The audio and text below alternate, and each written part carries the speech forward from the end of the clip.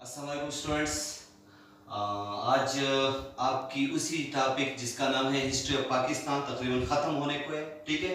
तो उसका तसलसल जारी रखते हुए परवेज़ मुशर्रफ के अंडर उसके इराक़ के अंडर जो मतलब मुख्तलिफ इक़दामात हुए मुल्क की माशी, मुल्क की सियासी, ज़री या तालीमी या दीगर हवालों से इसकी जो इस्लाही प्रोग्राम थे, ठीक है। तो इसमें अभी आज हम डिस्कस करेंगे। आपका जो टॉपिक है उसका नाम आज है, ठीक है, 2002 elections and restoration of democracy. तो आपको पता है कि 1999 में मुशर्रफ आए थे, ठीक है। किस तरह आए थे आपको पिछली क्लास में मैंने बताया था, सही है। तो नवाज शरीफ को बरतरफ हो के उनकी जगह मुशर्रफ को आना पड़ा था, सही है। तो उसके बाद 3 साल तक तो माशाल्लाह अच्छा आया रहा। 3 साल के बाद हुकूमत ने मतलब ऐलान किया कि 2002 में अक्टूबर 2002 में इलेक्शंस होंगे और उसी मतलब प्रोग्राम के मुताबिक इलेक्शंस मुनक़िद हुए। तो इलेक्शंस में मुशर्रफ की कायम करदा पार्टी जिसका नाम था पाकिस्तान मुस्लिम लीग काफ ग्रुप यानी कायद आज़म ग्रुप, ठीक है, क्योंकि मुस्लिम लीग उस वक्त तक 2 धड़ों में बट गई थी। एक का नाम था मुस्लिम लीग नून यानी नवाज ग्रुप और दूसरी रह गई थी मुस्लिम लीग का कायद आज़म ग्रुप। तो मुस्लिम लीग कायद आज़म ग्रुप मतलब उसने इंतखाबात में वाज़िया अक्सरियत हासिल की, बरतरी हासिल की। तो इस वजह से मतलब उनकी हुकूमत बन गई, ठीक है। तो इसमें आप जिक्र करेंगे मुख्तलिफ चीज़ों का। इसमें सबसे पहला जो नुक्ता है मुशर्रफ एब्सोल्यूट अथॉरिटीज। मुशर्रफ के पास लामहदूद इख्तियारात थे, ठीक है। लामहदूद इख्तियारात से क्या मतलब, इससे ये मतलब कि मुशर्रफ जो है ये गवर्नर को मतलब अपॉइंट कर सकते थे। इसके साथ साथ पाकिस्तान के तीनों मुसल्लह अफवाज जो मतलब इदारे हैं, Pakistan air force, Pakistan navy, Pakistan army, ठीक है। तो इन तीनों के सरबराह जो है इनको भी मुशर्रफ बहाल भी कर सकते थे और डिसमिस भी कर सकते थे, ठीक है। इसके अलावा चीफ इलेक्शन कमिश्नर की तकर्री जो है ये भी मुशर्रफ के हाथ में थी। और इसके अलावा जो chairman federal public service commission है, ठीक है। तो मतलब ये बहुत बड़े बड़े नाम हैं, बड़े बड़े ओहदे हैं। तो मुशर्रफ के इख्तियारात इस वजह से लामहदूद थे, बहुत ज़्यादा थे कि साथ ही वो असम्बली का भी खात्मा कर सकते थे और ये इन्होंने मतलब 1999 में करके भी दिखाया था। अभी हम जिक्र करेंगे कंडीशन ऑफ ग्रेजुएशन का, ठीक है। लेकिन एक बात सॉरी जो मैं भूल गया, मुशर्रफ एब्सोल्यूट अथॉरिटीज इसमें एलएफओ को बड़ा अहम और कलीदी किरदार हासिल था।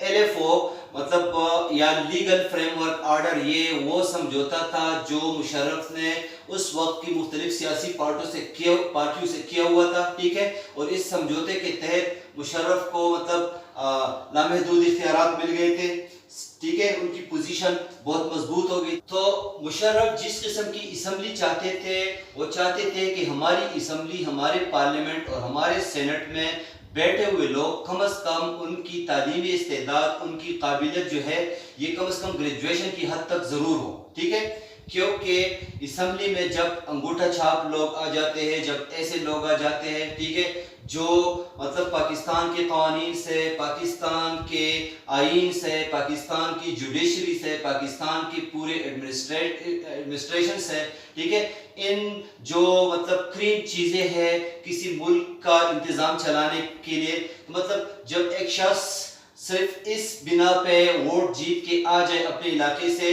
कि उसे मतलब उसकी तालीमी काबिलियत जो होनी चाहिए, ठीक है, कम अज़ कम ग्रेजुएशन जो मतलब मुशर्रफ देखना चाहता था, देखना चाहती थी असम्बली को इस सूरत में। तो अंगूठा छाप लोग जब आ जाते असम्बली में तो फिर उनके पीछे क्या होता है, इनके पीछे फिर ये होता है कि अपने आप को जस्टिफाई करने के लिए वो जाली डिग्री बना लेते थे, ठीक है।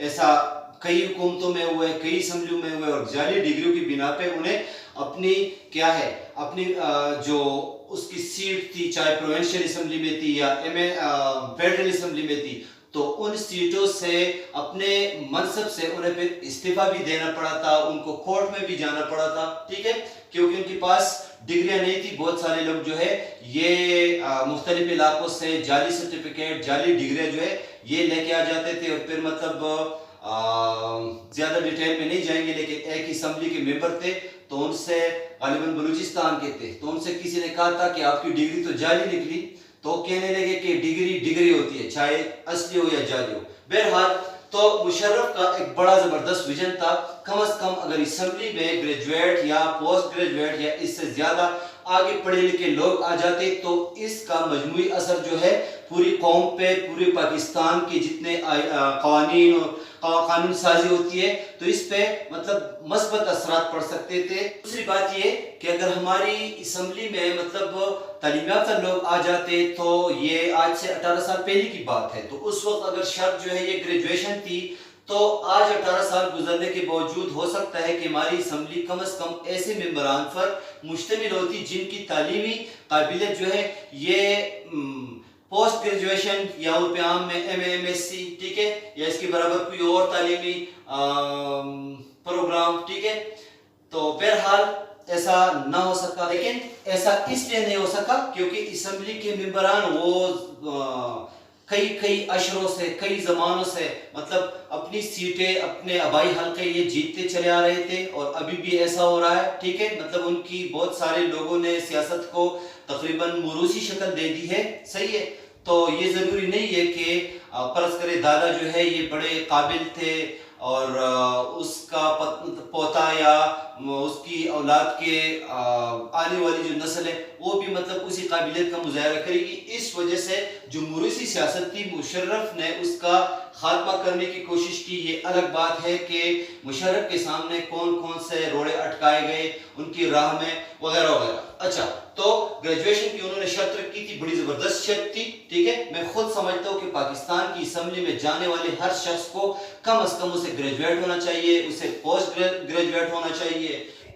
اگر اب اس پارلیمنٹ کے ممبران کی تعلیمی قابلیت جو پرانا زمانہ تو بیت گیا، اب ایک نیا دور ہے، ٹھیک ہے، تو اس میں ہمارے پاس ان پڑھ وزراء نہیں ہونے چاہیے، یہ میرا ذاتی خیال ہے۔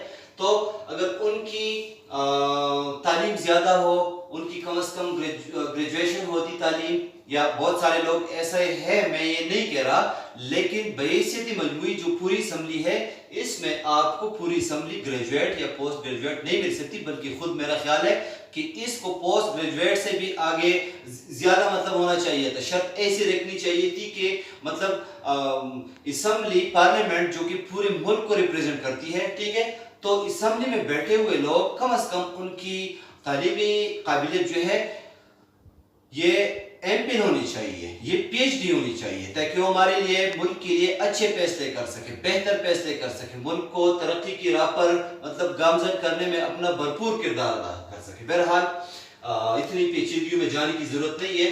تو تیسرا پوائنٹ تھا مشرف کا، ٹھیک ہے، جو 2002 کے الیکشنز تھے جس میں انہوں نے ڈیموکریسی کو، جمہوریت کو ریسٹور کیا پاکستان میں، تو اس میں جو ایک بنیادی چیز تھی یہ تھی legal frame work order. Legal frame work order نے چونکہ مشرف کو بڑی طاقت اور اختیارات دیے تھے، اور اس چیز کے ہوتے ہوئے جو سیاسی پارٹیاں تھی، خاص طور پر ان کی مخالفت مذہبی پارٹیوں نے زیادہ کی، ٹھیک ہے، تو مطلب وہ مذہبی پارٹیاں وہ واحد ان کی مخالفت کرنے والی نہیں تھی، ان کی مخالفت میں پاکستان پیپلز پارٹی اور مسلم لیگ نون اور اس طرح بہت ساری پارٹیاں اور بھی تھی۔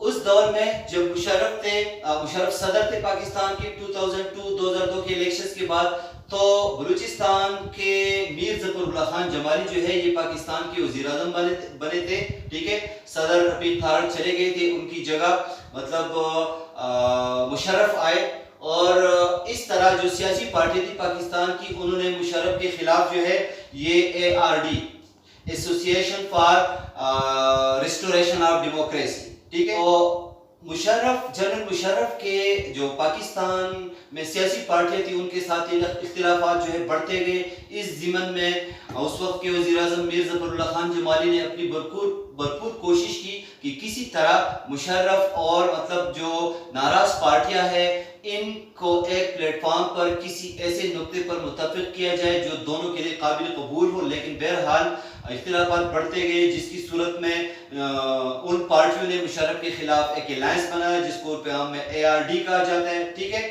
تو ARD والوں نے 2003 میں مشرف کے خلاف جو ہے ایک وائٹ پیپر مطلب یہ بھی پبلش کیا، ٹھیک ہے، جس میں بے روزگاری اور اس طرح پاکستان کے بڑھتے ہوئے قرضے، صحیح ہے، اور ایسے الزامات لگائے گئے جیسے مطلب مشرف کے جو خاص لوگ ہو ان کو مختلف اسامیوں سے نوازنا، ان کو مختلف انسینٹیوز دینا، ان کی طرفداری کرنا، ان کو گورنمنٹ میں مختلف پوسٹوں پر لینا وغیرہ وغیرہ کے ساتھ مختلف ایسی چیزیں جو مطلب مشرف اور انہوں نے کہ مشرف کی حکومت بیرونی طور پر اور اندرونی طور پر دونوں محاذوں پر پیر ہو گئی ہے، لہٰذا مشرف وردی اتار کے مستعفی ہو جائے وغیرہ وغیرہ۔